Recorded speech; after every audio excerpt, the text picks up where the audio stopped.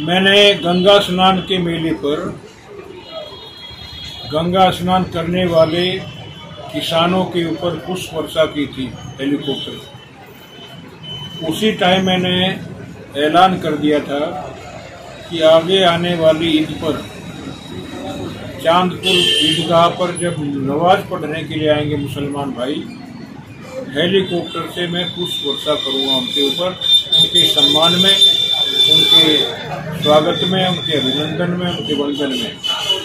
क्योंकि ये रमजान का महीना बहुत पवित्र महीना मानते हैं मुसलमान भाई, और ईद तो जो है बहुत जैसे होली और दिवाली का त्यौहार है हिंदुओं का, ऐसा ही पवित्र त्यौहार जो है ईद का होता है। इसलिए हमने नारा दिया था, हिंदू मुस्लिम सिख ईसाई आपस में है सब भाई भाई। उस नारे को सार्थक करने के लिए मैंने विचार बनाया है कि ईद के ऊपर जब ईद होगी, ईदगाह चांदपुर, क्योंकि क्षेत्र के सभी मुसलमान भाई वहाँ पर आते हैं नमाज पढ़ने के लिए ईदगाह पर, वहाँ पर जो है हेलीकॉप्टर से पुष्प वर्षा करूँगा। 2 क्विंटल फूलों से जो है पुष्प वर्षा कर से मैं उनका सम्मान करूँगा, उनका स्वागत करूँगा, उनका अभिनंदन करूँगा, उनका वंदन करूँगा। इससे हमारे जिले में जो है सांप्रदायिक सौहार्द की भावना जो है पैदा होगी।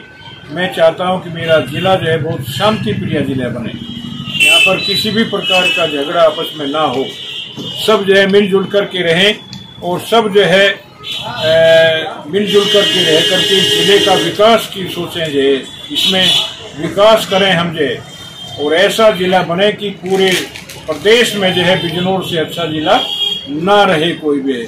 हमने ये पत्र जो है माननीय जिला अधिकारी के कार्यालय में दे दिया है स्वीकृति के लिए। हम इसको स्वीकृति करवाएंगे और हेलीकॉप्टर से पुष्प वर्षा करेंगे। ये हमारी योजना है। हम चाहते हैं कि सब लोग मिलजुल करके रहें, प्यार से रहें। प्यार ही जो सबसे बड़ी चीज़ है दुनिया में, यही साथ जाता है। धन्यवाद।